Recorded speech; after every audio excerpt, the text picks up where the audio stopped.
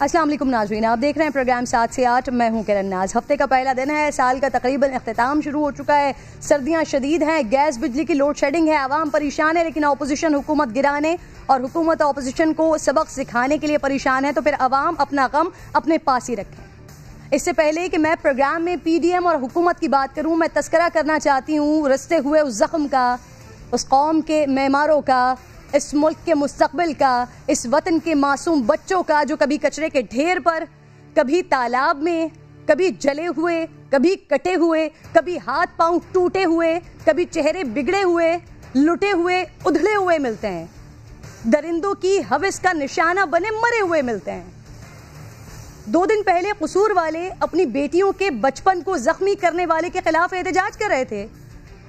आज लाहौर की नन्ही 7 साला गुड़िया अपने तायाजाद और उसके दोस्त के हाथों पहले कत्ल की गई, फिर तालाब में फेंक दी गई।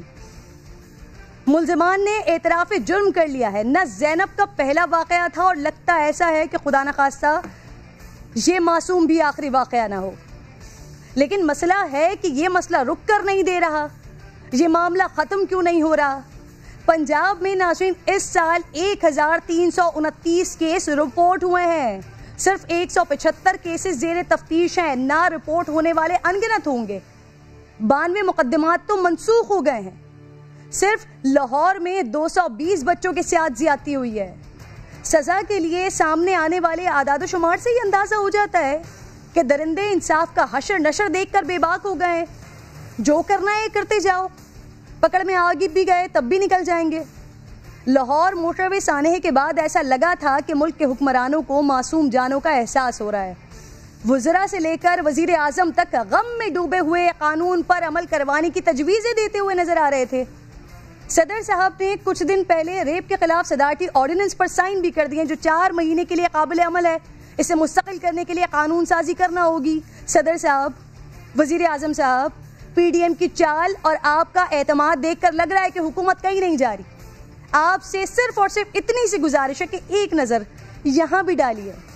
पहले से मौजूद कानून पर ही सख्ती से अमल दरामद करवा दें। अमल न करने वाले और ऐसे केसेस में गफलत बरतने वालों को सख्त सजाएं ही दिलवा दें, ताकि हमारा मुस्तकबिल महफूज हो सके, हमारे बच्चों को अमान मिल सके। ये बड़ा दिल खराश वाक़या है जो आज हुआ है। मैंने पहले सेगमेंट में इसी पर बात करनी है, लेकिन इसके साथ साथ क्या होगा आज प्रोग्राम में, पहले आपको दिखा देती हूँ, फिर आगाज़ करती हूँ।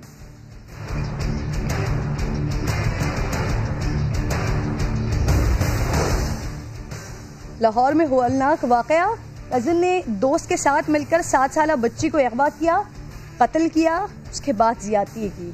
मुलजिम ने अपने घिनौने एतराफ़ कर लिया इस जुर्म का। बच्ची की लाश गंदे पानी के जौहर से मिली है। क्या नून लीग की सीनियर क़यादत मरियम नवाज की सियासत से खुश नहीं है? बड़े बड़े बुर्ज रूठे दिखाई देते हैं। चचा जेल से डील और ढील का पैगाम भिजवा रहे हैं। सियासत के झरोकों में आज लेकर जाऊंगी आपको।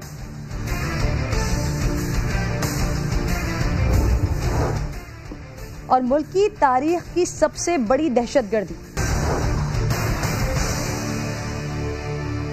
अफसोस का मकाम है नाज़रीन, दिल खून के आंसू रो रहा होता है कि जब ऐसे वाक़यात और ऐसे सानेहात आंखों के सामने आ जाते हैं। कब तक हम चीखते रहें, कब तक हम आवाज़ें उठाते रहें? क्या जब जब आवाज़ उठाई जाएगी, जब जब चीखेंगे, तब तब लोगों को इंसाफ मिलेगा? वरना बच्चों की ऐसी मस्कशुदा, ऐसी जली हुई, ऐसी बर्बाद हुई लाशें हमें मिलती रहेंगी। ये लाहौर का वाक़या है। अभी आगाज़ में मैंने आपको आदाद शुमार बताएं, सिर्फ और सिर्फ 220 वाक़यात पिछले इसी साल के, रिकॉर्ड वाक़यात इसी साल के लाहौर के हुए हैं। आज फिर ये नया वाक़या मेरे सामने आ जाता है। 7 साल की बच्ची है, इसका कज़न जो कि एतराफ़ कर रहा है कि पहले उसने बच्ची को 10 रुपए दिए हैं, लालच दिया है, चीज़ के बहाने उसको लेकर गए हैं, जंगल लेकर गए हैं, पहले बच्ची को कत्ल किया है, फिर उसके बाद इस बच्ची के साथ, इस मासूम बच्ची के साथ ज्यादती की गई है। आखिर कहाँ कहाँ वो नक्श हम छोड़ रहे हैं कि ये वाक़यात रोज़ बरोज़ आए दिन हमारे सामने, हमारी आंखों के सामने आते रहते हैं। क्या ही अच्छा होता कि अगर उस दरिंदे इमरान का चेहरा दिखा दिया जाता, क्या ही अच्छा होता कि अगर वो इमरान दिखा दिया जाता कि ऐसे तमाम वाक़यात करने वालों को ये सजाएं दी जाएंगी, उनको ऐसे दरिंदों को तख्ते-ए-दार पर लटकाया जाएगा, तो शायद ये वाक़यात मज़ीद आंखों के सामने ना आ रहे होते। लेकिन अफसोस का मकाम तो ये है कि जब वालिदैन शोर मचाते हैं, चीखते हैं, चिल्लाते हैं, तब भी उनकी FIR तक नहीं काटी जाती हैं। पिछले 2 दिन पहले कसूर में यही हुआ है ना, वालिदैन की FIR तक नहीं काटी जाती है। जब यहाँ पर हम बैठते हैं, चीखते हैं, चिल्लाते हैं, आवाज़ उठाते हैं, तो फिर क्या होता है कि कहीं से कोई कमिश्नर साहब, कहीं से DIG साहब, कोई कहता है कि हाँ जी अब कार्रवाई होगी, अब मुल्जिमान को पकड़ लेंगे, अब ऐसे वाकयात नहीं होंगे, शहर को सेफ सिटी बनाने की कोशिश की जाएगी। लेकिन कब बनाने की कोशिश की जाएगी, कब किया जाएगा? ये मासूम बच्ची, इसके वालिदैन, अल्लाह जानता है कि उनके ऊपर इस वक्त क्या गुजर रही होगी। ज़ैनब अलर्ट बिल भी आ गया, वजीर आजम साहब, इसके अलावा तमाम कैबिनेट बार बार ऐसे वाकयात को रोकने के लिए आवाज़ भी उठाती रही, कानून साजी की बातें भी होती रही हैं, लेकिन जो पहले से कानून मौजूद है उसके ऊपर अमल दरामद क्यों नहीं होता? और फिर जब हम रियासत मदीना के दावेदार हैं तो उस रियासत में ऐसे दरिंदों के लिए जो सजाएं थी उसी पर ही अमल दरामद हो जाए। लेकिन ये तमाम वो तमाम NGOs फिर उठ जाती हैं खुलेआम सजाए मौत के लिए, फिर तमाम NGOs उठती हुई दिखाई देती हैं, चीखती चिल्लाती हुई दिखाई देती हैं। लेकिन जब ऐसे बच्चे, मासूम बच्चे, इनका कत्ल हो रहा होता है, इनके साथ ज्यादतियां हो रही होती हैं, गंदे पानी के जौहर से ये बच्चे मिल रहे होते हैं, तब शायद बोलने वाला कोई नहीं होता, तब शायद देखने वाला कोई नहीं होता। आखिर क्या मसाइल हैं? मुफ्ती ज़ुबैर साहब मुझे ज्वाइन कर चुके हैं। मुफ्ती ज़ुबैर साहब, ये वो तकलीफ दे वाक़या है जो रूह को झंझोड़ देते हैं। हम आवाज़ें उठाते हैं, अल्लाह से दुआ करते हैं कि दोबारा ऐसा कोई वाक़या हमारे सामने ना आए। हुकूमत से, रियासत से हम अपील करते हैं कि टेस्ट केस बनाया जाए, मिसाली केस बनाया जाए ताकि दरिंदों को इबरत हो उससे, लेकिन कुछ नहीं होता। फिर आए दिन फिर एक मासूम बच्चा, फिर एक मासूम बच्ची दरिंदगी का शिकार होकर मैयत की हालत में हमें मिल जाती है। देखिए, असल बात यह है कि ये वाक़यात ख़त्म नहीं होंगे जब तक के खालिक़े इंसान, जिन्होंने वही के ज़रिए, कुरान के ज़रिए सरकार दो आलम सल्लल्लाहु अलैहि वसल्लम पर इन तमाम अहकाम को नाजिल किया, दस्तूर हयात के अंदर ज़िंदगी के तमाम मसाइल का हल बयान किया है। सूरह नूर की आयत नंबर 2 के अंदर अल्लाह ने वाज़ेह फरमाया, वल यशहद अज़ाबहुमा ताइफ़तुम मिनल मोमिनीन, लाइव बराह रास्त सजा होनी चाहिए, सब लोग उस सजा का मुशाहिदा करें। मैं आपसे पूछता हूँ, कितने लोगों को सरेआम सजाएं दी जा रही हैं? हम जब सजाओं पर नहीं आएंगे, सजा और जजा के जस्टिस इस्लामिक सिस्टम पर नहीं आएंगे, इस जैसे वाकयात खत्म नहीं होंगे। और अजीब बात यह है, हम नित्य नई सजाओं के आए दिन कवानीन बना रहे हैं। भाई, कानून जितने भी सख्त बना लिए जाए कुछ फर्क नहीं पड़ेगा, क्योंकि इस तरह के वाकयात को कोई कानून नहीं रोक सकता। अगर बच्चों और बच्चियों की इज्जत की हिफाजत मतलूब है तो इस्लामी हुदूद व क़िसास का नफाज और उस पर भरपूर अमल करना पड़ेगा, वरना उसके बगैर बच्चों की हिफाजत शर्मिंदा ताबीर नहीं होगी। तो क़िसास को नाफिज करें, क़ज़ाफ़ी स्टेडियम में ऐसे मुजरिम को इबरतनाक सजा दें, कैफर तक पहुंचाएं, निश्तर पार्क में दें, शारे फैसल पर दें, इनको सजाएं देंगे। ये अल्लाह का कानून कह रहा है, खुदा का कुरान कह रहा है, नबी का फरमान कह रहा है। हम रियासत मदीना की बात कर रहे हैं, क्यों सजाएं नाफिज नहीं की जाती हैं? इबरतनाक सजाएं दें। देखें मुल्क के अंदर किस तरह ततहीर आएगी, पाकीज़गी आएगी, इफ़्फ़त और पाकदामनी आएगी। प्लस इसके साथ साथ जितने असबाब हैं, ठंडे दिल से गौर करके उन असबाब को भी खत्म करना चाहिए। वो चाहे पोर्नोग्राफी की शक्ल के, वो जिम्मेदारान, स्कूल, टीचर, असातिज़ा, वालिदैन, तमाम स्टेक होल्डर और फिर कानून नाफिज करने वाले इदारे, इंतजामिया, अदलिया, मुकन्निना, हर एक को अपनी जिम्मेदारी अदा करनी होगी, वरना इसके बगैर ये काम खत्म नहीं होने वाला। बिल्कुल आप दुरुस्त कह रहे हैं, लेकिन मुफ्ती साहब, माशरती बुराइयों को वजह बनाकर ऐसे दरिंदे को किसी भी सूरत, उसके साथ किसी भी तरीके की उसके साथ रहम नहीं बरता जा सकता। बहुत बहुत शुक्रिया आलिया सारिम साहिबा, आप प्रोग्राम में साथ मौजूद हैं। वजह क्या है, इतनी बेबाकी किस बात की है? कानून का, इंसाफ का हशर नशर देखकर ये मुलजिम, ये दरिंदे बेबाक होते जा रहे हैं कि होना तो कुछ भी नहीं है। बहुत सारे ऐसे केसेस आते हैं और फिर वो दब जाते हैं। कानून की धज्जियां उड़ाई जा रही हैं। ये बताया जा रहा है, जब पहले बात हुई थी और हमने कहा था कि सरेआम फांसी दो, इन्हें इबरत का निशान बनाओ, तो उस वक्त अलग अलग धड़े थे, कोई कहता था दो, कोई कहता था नहीं दो। देख लीजिए, जो कवानीन आपने बनाए हैं वो नाकाफी हैं। गो के हम खामोश हो गए थे कि शायद उसी पर अमल दरामद हो जाएगा तो कोई बेहतरी आएगी। लेकिन जो सूरत हाल मुतवातिर सामने आ रही है, आज सुबह भी पतोकी में 6 बच्चियों को हम रोए हैं, उसके बाद आज हम इस बच्ची को मरने के बाद जो हुआ हम उसके लिए रो रहे हैं। इसका मतलब यह है कि सजाएं नाकाफी हैं। मुजरिमों को पता है कि हमारा पूरा एक गैंग है, पूरा एक हमारा सिस्टम बना हुआ है मुनज़्ज़म। हम अंदर जाएंगे, 2-4 दिन की कहानी होगी, वापस आ जाएंगे, मीडिया शोर करेगा, कब तक शोर करेगा। हम एक बच्ची को खत्म करने के बाद हम दूसरी बच्ची को उससे ज्यादा इबरतनाक तरीके से खत्म कर देंगे तो लोग पिछली को भूल के अगली की तरफ आएंगे। लेकिन हम अपनी बच्चियों की लाशें इस तरह नहीं उठा सकते हैं। हम माएं, हम उस वक्त तक लड़ेंगे। अगर ये समझ रहे हैं कि हम रो धो के चुप होंगे तो हम रो धो के चुप नहीं होंगे। हम उस वक्त तक लड़ेंगे जब तक हम इनको कैफरे किरदार तक पहुंचा नहीं देंगे। और कैफरे किरदार तक आखिर कैसे पहुंचाएंगे? बस ऐसे ही हम यहाँ पे बैठ के शोर मचाते रहें तो फिर पता चलेगा, फिर कुछ होगा, फिर आवाज उठेगी। जब सियासी धरने हो सकते हैं, जब सियासी रैलियां निकल सकती हैं, तो माएं सिर्फ रोती रहेंगी। हम उस वक्त को क्यों रहते हैं जब बच्चियों को हम रोते हैं कि जब बच्चियों को जिंदा दफन किया जाते थे, उससे तो हमारी गोदों में खेल ही नहीं होती थी। हम तो उन्हीं को नहीं बर्दाश्त कर पाते थे। ये जो 7 साल की बच्ची है, ये जो 10 साल 12 साल की बच्चियां पतोकी में 6 बच्चियों के रेप के केसेस सामने आए हैं, हमने तो उन्हें गोदों में खिलाया, उन माओं ने खिलाया। क्यों हमारे यहां ये जुमला बोला जाता है कि मां और बेटी सांझी है, मां सबकी सांझी, औलाद सबकी सांझी, बेटी सबकी सांझी? ये जुमले इस माशरे में से फिर आप खत्म कर दें। रियासत की जो आप बनाना चाहते हैं, मदीना की रियासत आप बनाना चाहते हैं, ऐसे जुमलों से आप इन्हें खत्म करें। आप कम से कम हमारी मां को, हमारी बच्ची को, हमारे माशरे को सच बताएं।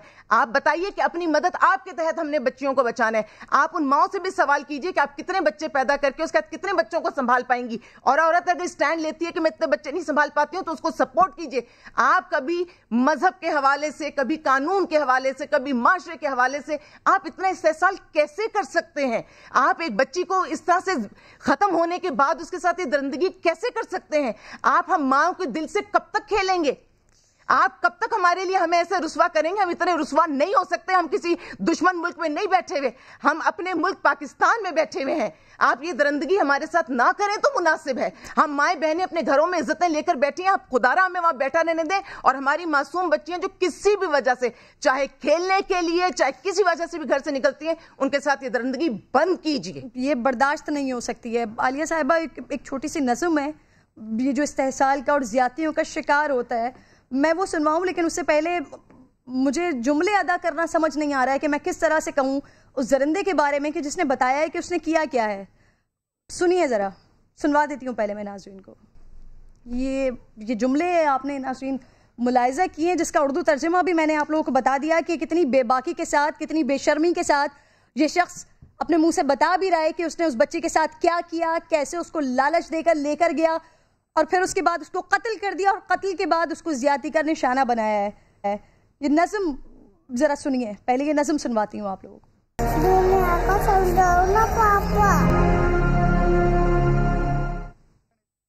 मुफ्ती ज़ुबैर साहब, आप भी साथ मौजूद हैं। मुफ्ती साहब, क्या वजूहात क्या लगती हैं आपको? एक सबसे बड़ी वजह शायद ये भी है कि जिस तरह से पिछले जो केसेस हैं आप उनको देखिए, 2 दिन पहले के वाक़यात देखिए कि वहाँ पर वालिदैन खड़े होकर एहतजाज कर रहे थे अपनी 6 बच्चियों के लिए, उनकी FIR नहीं काटी जा रही है, तफ्तीश यहाँ पर होती नहीं है, केसेस खारिज यहाँ पर हो रहे हैं। तो सर, ऐसे मुजरिमान को सख्त सजाओं के साथ साथ क्या ऐसे लोगों के खिलाफ कार्रवाई की जरूरत नहीं है और सख्त कार्रवाई की जरूरत नहीं है जो इन सारी चीजों को संजीदगी से लेते नहीं है, जिनकी वजह से, क्योंकि मुजरिमान अब मुल्जिमान ये समझते हैं कि ठीक है कुछ होना नहीं है यहाँ पर तो फिर लगे रहो, करते रहो जिसने जो करना है। तो ऐसे एहलकारों, ऐसे लोगों के खिलाफ भी सख्त कार्रवाई की जरूरत नहीं है मुफ्ती साहब? बिल्कुल जरूरत है। और असल बात यह है कि तमाम के तमाम मुजरिमान वो ये देख रहे हैं कि सियासतदानों, अरबाब इख्तदार, अपोजिशन, हुक्मरानों की तरजीहात कुछ और हैं। कोई NRO की बात कर रहा है, कोई वोट को इज्जत की बात कर रहा है। हम मकासद पर आते हैं और हम अपने समाज का रोना रो रहे हैं। मैं ये समझता हूँ हमें भी एक कैंपेन चलानी चाहिए। आपने अभी थोड़ी देर पहले ये बात की कि हम बोल बोल करके थक गए।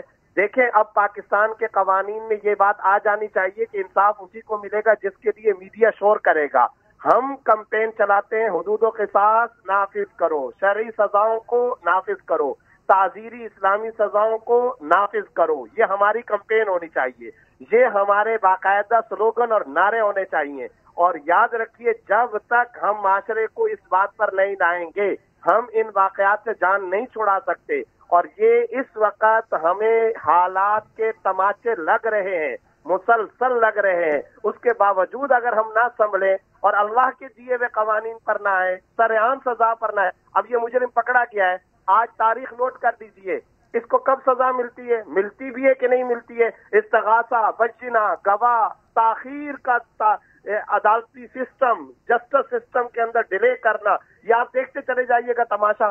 तो जब तक हम इन रिफॉर्म्स पर नहीं आएंगे, अच्छा दहशतगर्दी की मखसूस और स्पेशल कोर्ट्स और अदालतें बनाई जाती हैं, रियासती इदारों पर अगर कोई हमला करे उसके लिए अदालतें बनाई जाती हैं। अरे इन अखलाकी जराइम पर बच्चियों के तहफ़्फ़ुज़ के लिए मुस्तकिल और फौरी जस्टिस सिस्टम क्यों नहीं बनाया जा सकता? क्यों नहीं हफ्तों और दिनों के अंदर इनको लटकाया जाता? सरेआम फांसी पर क्यों नहीं आते? सरेआम सजाओं पर क्यों नहीं आते? आए इस पर, फिर देखें माशरे के अंदर रियासत मदीना की खुशगवार नबवी झलकी हम अपनी आंखों से मुशाहदा करेंगे। मुफ्ती साहब, जो आपने बात कही, मुझे याद है अक्टूबर में इमरान को सजाए मौत हुई थी और उसके बाद से मुझे कोई वाकया याद नहीं आता कि इस तरह के किसी मुजरिम को सजा दी गई हो, सजाए मौत दी गई हो।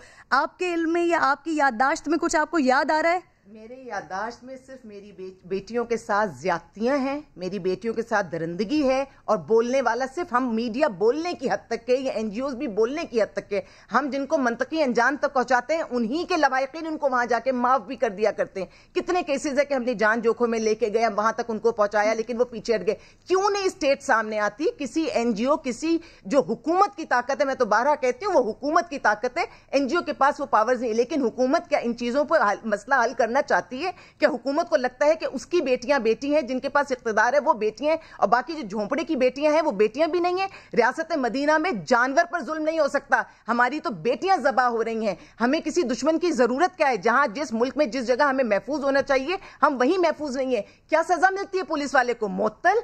एक पुलिस वाला किसके सामने जवाबदेह होता है? अपने बड़े अफसर के सामने जवाबदेह होता है। चोर का भाई गृह कट, यानी सब एक ही थाली के चट्टे बट्टे। हमारे यहाँ सिस्टम बहुत स्ट्रांग है, इतना स्ट्रांग है कि शायद दुनिया में कहीं ना होगा, लेकिन वो सिस्टम है करप्शन का सिस्टम। हमारे यहाँ नीचे से लेकर ऊपर तक इतनी अच्छी तरह सुनवाई होती है, अगर पैसा और पावर आपकी चल रही हो तो उसे मुअत्तल क्यों किया जाता है? उसको डिसमिस क्यों नहीं किया जाता? जितने भी कवानीन बने उसमें एक पुलिस वाला दूसरे पुलिस वाले को जवाबदेह क्यों है? कोई और इनके पास बेहतर रिसोर्सेज नहीं थे जिसको वो जवाब देता? कम से कम ये वाकयात, इसमें तो पैसे के रेल पेल, इसमें तो करप्शन, और इसमें अफसरशाही को साइड में रखकर उन अफसरान की भी तो अपनी अपनी बेटियां होती होंगी ना। 70 साल से हम हर तरह की करप्शन बर्दाश्त कर रहे हैं इस मुल्क में, लेकिन ये जो इज्जतों की करप्शन है ये बर्दाश्त नहीं की जाएगी। और ये माओ के दिल पर जो हाथ पड़ रहा है ना, ये माओ को कमजोर ना समझे। मुझे नहीं पता कितनी देर में मां ने जागना है, मैं भी नहीं जानती कि उसके दिल में गुजर क्या रही है। मैं जानती हूं करबला होता है जिसके घर में ये लाशें उठा करती हैं, और अगर ये एक के घर का करबला दूसरे के घर का कुछ भी नहीं है तो मैं समझती हूं कि जब एक जगह से मुसीबत शुरू होती है तो घर घर वो जाएगी। और अगर माएँ इस वक्त नहीं उठ रही, मैं तो ये समझती हूँ पता नहीं कितनी देर में उठेंगी, लेकिन माएँ फिर जिस वक्त उठेंगी ना तो फिर कोई हमसे शिकवा ना करे। हम अपने मर्दों को देख रहे हैं, हम अपने महरम रिश्तों को, हम अपने सरबराह को देख रहे हैं, वजीर आजम को देख रहे हैं, हम आप सबको देख रहे हैं। तो खुदारा जो कानून है, जो कानून मौजूद है, जो सख्त कानून मौजूद है, जो सजाएं मौजूद हैं, उस पर खुदारा अमल दरामद करवा के हमारे बच्चों को अमान दे दें, हमारे मुस्तकबिल को महफूज कर दें। बहुत बहुत शुक्रिया मुफ्ती ज़ुबैर साहब। कीजिएगा। देखिए जो इस वक्त तकलीफ महसूस कर रही हूं मैं, आप कर रही हैं, हर औरत हर माँ कर रही है, फिर बाद में अगर बहुत देर हो जाए तो फिर शिकवा ना कीजिए। बिल्कुल ठीक है आलिया साहिबा, बहुत बहुत शुक्रिया। आप प्रोग्राम में साथ मौजूद। ब्रेक मुझे लेना है नाज़रीन, ब्रेक के बाद वापस आऊंगी तो सियासत के माजी के झरोकों में आपको लेकर चलूंगी।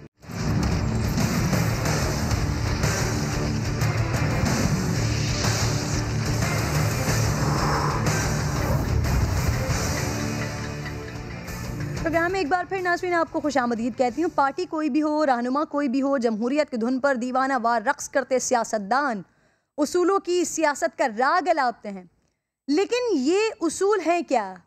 ये मुअम्मा आज तक हल नहीं हो सका है। अब तक यही समझ पाई हूँ कि पाकिस्तानी सियासत का एक ही उसूल है कि उसका कोई उसूल नहीं होता।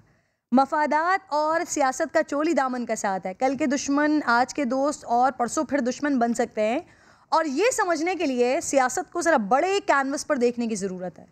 अब यूँ तो नाज़रीन सोशल मीडिया पर आए दिन सियासतदानों के पुराने क्लिप्स वायरल होते हैं, लेकिन ये रिकॉर्ड ज़्यादा पुराना नहीं है। आइए समझते हैं। मरियम मज़ार पर हाज़िरी देती हैं, मगर माजी में बेनज़ीर भुट्टो नवाज़ शरीफ पर जो कुछ कहते रहे हैं वो माजी की झलकियां आज मैं जरा आपको दिखाना चाहती हूँ। ये तारीख कहीं ज्यादा पुरानी है, बहुत पुरानी है, 30 साल से जायद अरसे पर मुहित है।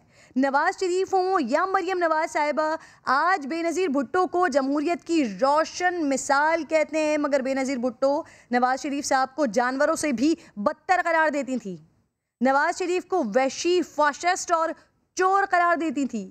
कहती थी इक़्तिदार से निकाला गया तो नवाज शरीफ बच्चों की तरह रोने लगे। नवाज शरीफ टैक्स का पैसा खा गए, मजदूरों को इत्तेफाक फाउंड्री की भट्टी में जिंदा जला दिया। मैं आपको मियां नवाज शरीफ दिखाना चाहती हूँ बीबी शहीद की नज़र से। देखिए ज़रा, जमहूरियत की नाज़रीन मजबूरियों की लंबी दास्तान है। बेनज़ीर हुकूमत गिराने के लिए IGI बनाने का एतराफ़ करने वाले उस वक्त के army chief general Aslam Beg को बीबी ने तमगा जमहूरियत दिया और 90 में उनको हराने के लिए सियासतदानों में पैसे बांटने वाले DG ISI असद दुरानी को रिटायरमेंट के बाद जर्मनी में सफ़ीर तैनात किया।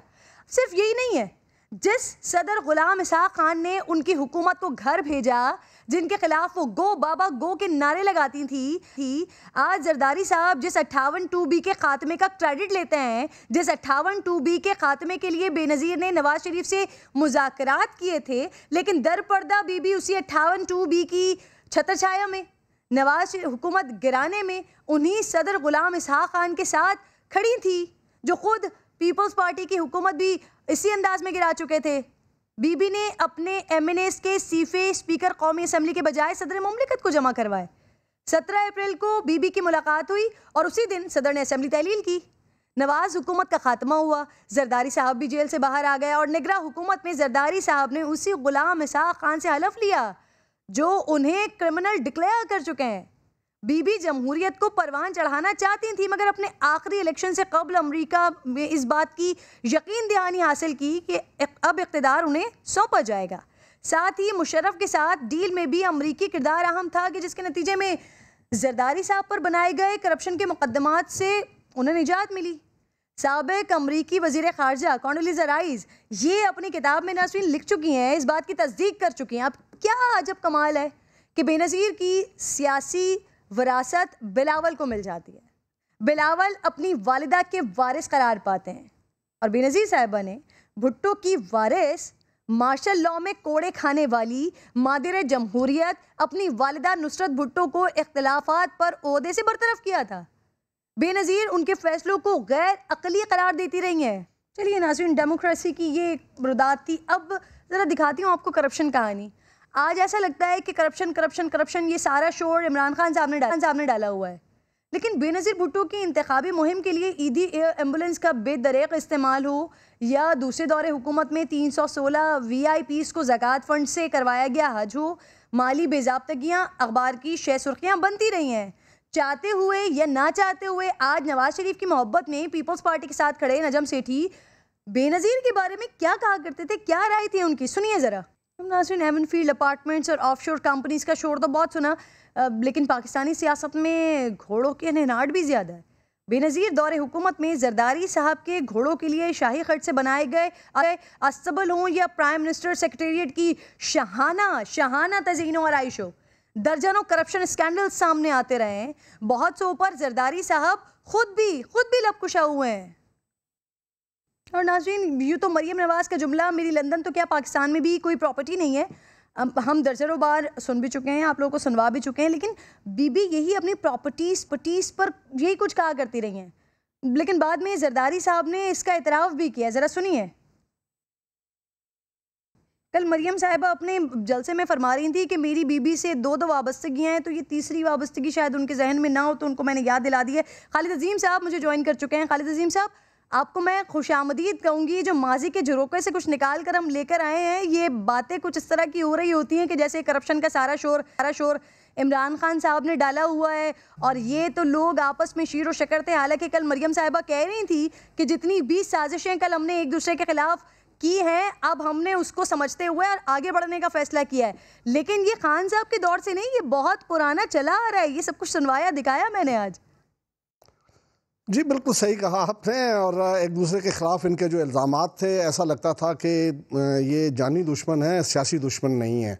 और अभी कल की बात लगती है कि जब शहबाज शरीफ जो हैं वो आसिफ जरदारी को सड़कों पे घसीटने की बात भी करते थे, उनका पेट फाड़ के पैसा बरामद करने की बात भी करते रहे। और इसी तरह से बहरहाल ये जो डिसीट का अमल है इनका बामी वो बहुत अरसे तक वो चलता रहा है।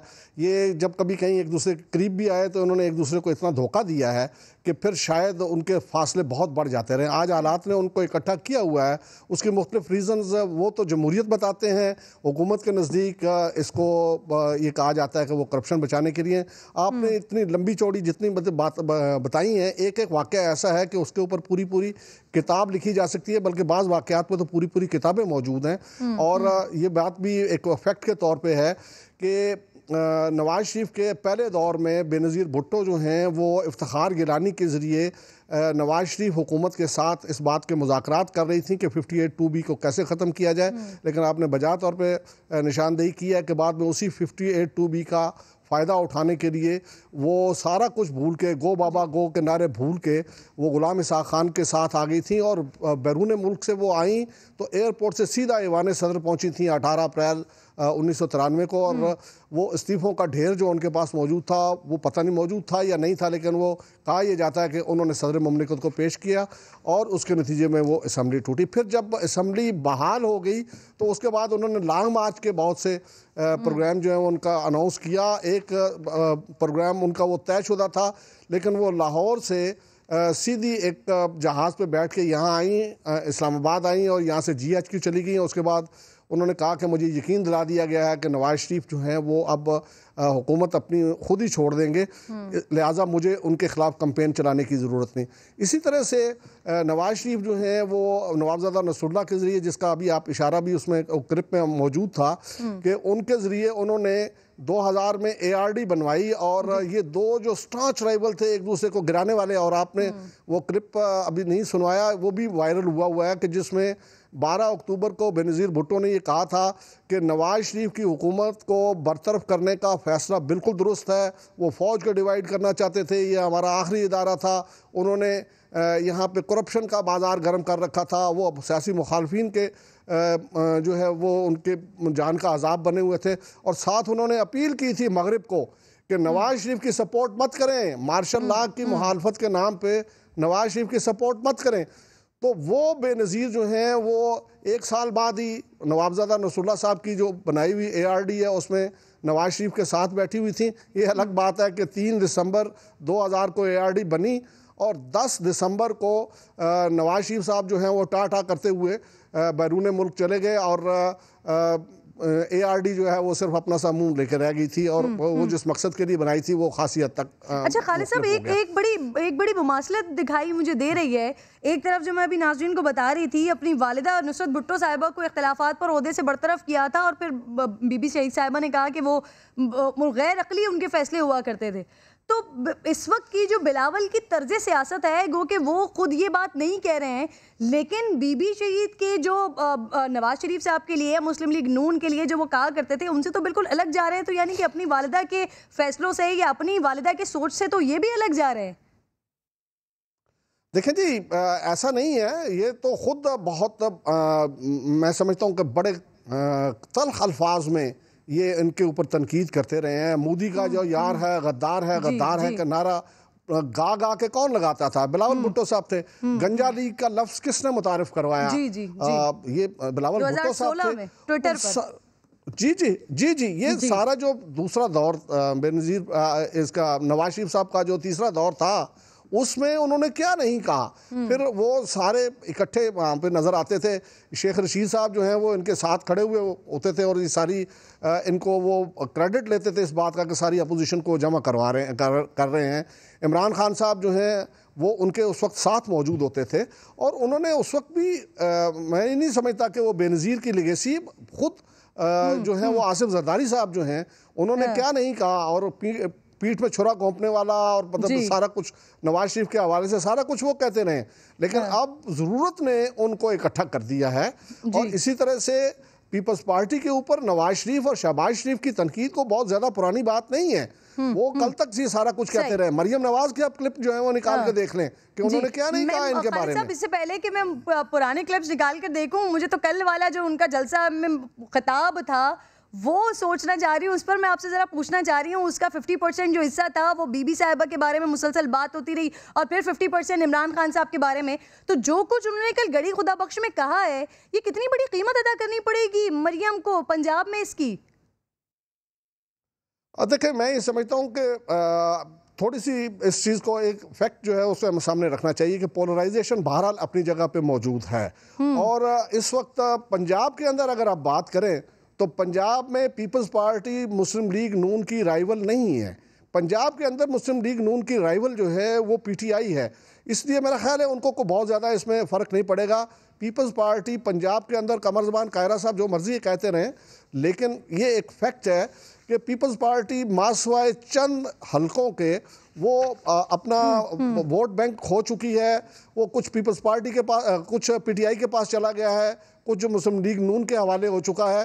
तो इस लिहाज से यहाँ उनको मरियम को उस अंदाज में फ़र्क नहीं पड़ेगा, क्योंकि यहाँ तो पीपल्स पार्टी राइवल है ही नहीं। अलबत्ता जहाँ पे वो खड़ी हुई थी वहाँ उनका कुछ नहीं है, वहाँ जो भी है वो पीपल्स पार्टी का है, या उनके जो मुखालफिन वहाँ पे जीडीए की शक्ल में हो, फंक्शनली की शक्ल में हो, या पीटीआई की शक्ल में हो। एटलीस्ट पीडीएम को कोई और फायदा हो या ना हो, लेकिन ये फायदा जरूर हो रहा है कि सिंध में मरियम नवाज साहिबा को इतना बड़ा स्टेज और इतनी सारी आवाम मिल रही है बात करने के लिए, और पीपल्स पार्टी को पंजाब में मिल रही है। बहुत बहुत शुक्रिया, आप साथ मौजूद थे प्रोग्राम में। एक तरफ मैं ये माजी के झरोकों में आपको लेकर जा रही थी, लेकिन दूसरी तरफ सिचुएशन कुछ यूं है कि पीडीएम और ख़ास तौर पर मुस्लिम लीग नून के अंदर क्या हो रहा है ये कुछ समझ नहीं आ रहा। मरियम बीबी जिनके इस्तीफ़े वो चाहे शरारत के तहत आ जाएं चाहे किसी साजिश के तहत आ जाएं, उनके लिए लोगों को कहती हैं कि भाई ये हमारे शेर हैं, अगर पहुंच भी गए तो ठीक है जाके जी उनकी तस्दीक कर दीजिए। लेकिन जब उन्हीं मेंबरान से ये पूछा जाता है तो वो कहते हैं कि हम तो पहले ये जानना चाहते हैं कि ये हमारे इस्तीफ़े थे ही नहीं। यानी वो इस बात को मानने से इनकारी हैं कि हमने इस्तीफ़े वहाँ तक पहुँचा दिए हैं। तो मरियम साहिबा जो 400 इस्तीफ़े मुँह पर मारने की बात कर रही होती हैं, कल जो गुफ्तगू कर रही थी वो कह रही थी कि हमारे ये एमएनएस एमपीएस जिनके इस्तीफे सामने आ गए हैं अब वो तस्दीक शुदा इस्तीफे हो जाएं, वो जाके कह दें। तो ये सारी चीज़ें क्या है? मरियम साहिबा के हवाले से मैं बात कर लेती हूँ। नईम अशरफ भट्ट मेरे साथ मौजूद हैं। भट्ट साहब, क्या हो रहा है ये मुस्लिम लीग नून में? मरियम को क़यादत नहीं समझते हैं कि जो लोग कह रहे हैं कि क़यादत जो फैसला करेगी हम वो मानेंगे? असल में क़यादत ने ज़ाहिर है अभी फैसला करना है बेसिकली इस्तीफ़ों का, कि वो स्पीकर को कब देने हैं, देने भी हैं कि नहीं। मुस्लिम लीग नून भी उस फैसले की हद तक ही है जो कि अभी पीडीएम में हुआ है कि इस्तीफ़े सिर्फ अभी तक पार्टी के जो कायदीन हैं उनको जमा करवाने हैं। एक हैरान कुन बात ज़रूर इस एक रोज़ पहले मीडिया टॉक में मरियम नवाज़ ने की, वो मेरे लिए भी हैरान कुन थी। उन्होंने कहा मेरे पास एमएनएज़ और एमपीएस के इस्तीफ़े आ चुके हैं। वो एक नायब सदर है पार्टी की, बेशक वो मियाँ साहब जो कायद हैं उनकी बेटी हैं, लेकिन वो नायब सदर हैं जो कि 15 और पार्टी के नायब सदर हैं, लेकिन वो कह रही हैं मुझे मसूल हो गए हैं, इतने इस्तीफे मिल चुके हैं। एक तो ये बड़ी हैरान कुन बात है। दूसरा, ये जो अभी ज़िमनी इलेक्शन का इम्तहान है इनके लिए सबसे बड़ा जो सामने आ रहा है, उसमें भी जो पार्टी के ओहदेदार हैं, अहम ओहदेदार, क्योंकि वो अभी नहीं चाहेंगे नाम, लेकिन मुझे कंफर्म है, उनसे बातें भी हुई हैं, वो कह रही हैं इलेक्शन में जाना चाहिए, लेकिन मरियम नवाज की मर्जी उसमें के खिलाफ है, इलेक्शन का बाइकआउट चाहती हैं। तो वो उसको अक्सरियत का नाम दे रही हैं, और जब वो बात करती हैं कहती हैं अक्सरियत कह रही है कि इलेक्शन में नहीं जाना चाहिए। यही बात उन्होंने बिलावल भुट्टो से नुडेरो में की, और उनके साथ भी उस वक्त उनके हमख्याल रहनुमा ही थे, आज भी वो ही हैं उनके साथ। तो वो जो दूसरे रहनुमा जो सीनियर दूसरे हैं जो कि चाहते हैं इलेक्शन में जाए, वो वहाँ नहीं थे। तो बिलावल भुट्टो को भी यही वो कहती रही, यही बात हुई कि आप भी बाइकाट में आए, लेकिन क्योंकि पीपल्स पार्टी क्लियर कर चुकी है नोडेरो मीटिंग में, फिर बिलावल भुट्टो और दूसरे जो पीपल्स पार्टी के रहनुमा उन्होंने दोबारा कहा कि हमारा जो है हम मैदान खाली नहीं छोड़ना चाहते, हम सिंध की सीटों पर इलेक्शन लड़ना चाहते हैं। अब मौलाना फजलुर रहमान भी इससे पहले और अब तक वो भी कोशिशें कर रही हैं, वो उनको कामयाबी नहीं मिल रही पीपल्स पार्टी को मनाने में। अब 2 जनवरी को इजलास में दोबारा एक कोशिश की जाएगी मौलाना की तरफ से भी, और कुछ मुस्लिम लीग नून के कुछ लोग, मैं कहूँगा कि वो कोशिश करेंगे पीपल्स पार्टी से दोबारा बात करने की। लेकिन लग तो यही रहा है कि शायद पीपल्स पार्टी की बात सबको मानना पड़ जाए, क्योंकि जब पीडीएम की मीटिंग होगी तो फिर मैं कह रहा हूँ किरण, वहाँ पर मुस्लिम लीग नून के वो रहनुमा भी होंगे जो इलेक्शन लड़ने के हक में हैं। तो आप इससे अंदाजा कर नहीं, मुझे ये बताइए ना कि मरियम नवाज साहिबा के लिए ज्यादा इंपॉर्टेंस किसकी बात की होगी? पीडीएम की बात को वो ज्यादा इंपॉर्टेंस देंगी, या उनके जो अपने रहनुमा या जो अंदर के लोग कह रहे हैं या जो चाहते हैं कि ज़िमनी और सेनेट इलेक्शन में हिस्सा लिया जाए? तो मरियम नवाज प्रायोरिटी पर किसको रख रही हैं इस वक्त? देखें किरण, प्रायोरिटी पर तो यकीनन उन्हें अपनी पार्टी को ही रखना चाहिए, लेकिन बात बड़ी वाज़ेह है कि उनकी पार्टी में अगर 50-50 भी राय है तो वो अपनी उसमें शामिल करके वो अक्सरियत को कह देती हैं कि वो बाइकआउट करना चाहते हैं, लेकिन ऐसा हकीकत में नहीं है। मैं फिर कह रहा हूँ कि वो बड़े अहम रहनुमा, अहम ओहदों पे हैं, टॉप लेवल के लोग हैं जिनसे अकेले अकेले बात की है, वो इलेक्शन के हक में हैं। लेकिन क्योंकि मरियम नवाज इस वक्त वो ज़्यादा पार्टी में वो है, क्योंकि शहबाज शरीफ और हमजा तो पहले ही जेल में है, मियाँ साहब बाहर हैं, वो इसमें इतना नहीं आ रहे, तो वो उसको वो कह रही हैं जी हम क्योंकि बाइकआउट चाहते हैं, इसकी अक्सरियत ये चाहती है। लेकिन पीडीएम में नून लीग के वो लोग भी होंगे जो हर मीटिंग में होते हैं, इतने अहम लोग हैं, वो इस मीटिंग में 2 जनवरी में भी होंगे, और पीडीएम की बात एज ए होल माननी पड़ेगी और अपनी पार्टी के भी उन लोगों की माननी पड़ेगी जो इलेक्शन में नहीं, मैं चाह रही हूँ कि जरा मैं जरा दिखा दूं मरियम साहिबा से जब इस्तीफों के बारे में बात की तो उन्होंने क्या कहा था, जरा वो आप भी सुन लीजिए, फिर इस पर बात करते हैं। भले ही वो शरारत से किसी ने इस्तीफे वहाँ भेज दियो, मैं कहती हूँ स्पीकर को कि बुलाओ उन दोनों अरकान को और करो उनके इस्तीफे कबूल, करो उनके इस्तीफे कबूल। मैं इन दोनों को भी ये कहती हूँ, स्पीकर आपको कहे तस्दीक करो तो कहना ये पढ़े तुम्हारे इस्तीफे, करो कबूल इनको, करो कबूल इनको। मरियम साहिबा कह रही थी, लेकिन मुर्तज़ा साहब तो कुछ और कह रहे हैं और जो दीगर लोग हैं उनकी भी कुछ और मुख्तलिफ राय आ रही है। लेट्स सी कि अब इन इस्तीफ़ों का होता क्या है। नहीं, मशरफ भट्ट साहब बहुत बहुत शुक्रिया, प्रोग्राम में साथ मौजूद थे। इंशाल्लाह नाज़रीन से मुलाकात होगी कल। अपना और अपने मुल्क का ख्याल रखिए। अल्लाह ने